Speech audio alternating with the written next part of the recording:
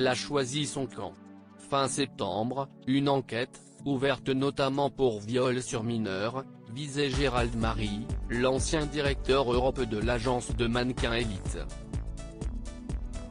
Alors que ce dernier clame son innocence et que ses avocats déclarent qu'il est extrêmement affecté par les allégations, Linda Evangelista, qui a été son épouse de 1987 à 1993, se range du côté des victimes.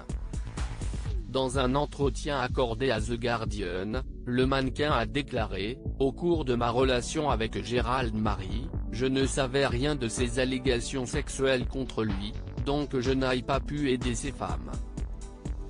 En les entendant maintenant, et en me basant sur mes propres expériences, je crois qu'elles disent la vérité.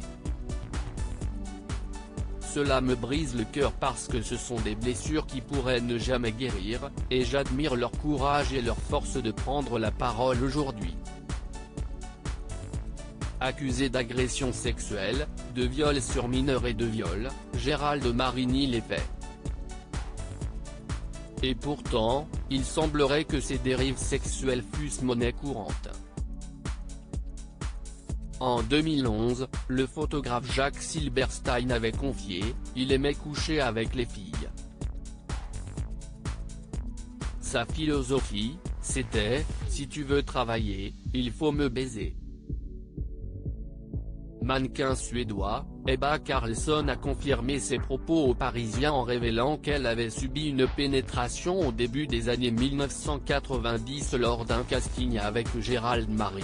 Il a baissé les stores, m'a montré les books de mannequins célèbres et m'a dit « À ton avis, qu'ont-elles fait pour en arriver là ?» Avant même que je réponde, il passait la main sous ma jupe et m'a pénétré avec ses doigts. J'ai cru qu'il allait me violer. En 1999, deux journalistes britanniques avaient infiltré le milieu de la mode afin de dénoncer les pressions sexuelles exercées sur les mannequins.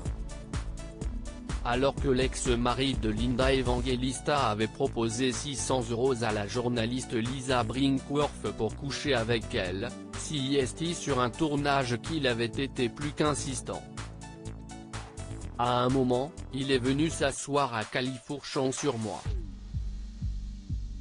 Il avait une érection, il se frottait contre mon bas-ventre. Je répétais non, non, mais je n'arrivais pas à le repousser. J'étais terrifié. J'ai cru qu'il allait me violer. Tous les agents délitériés, avait expliqué la jeune femme aux Parisiens.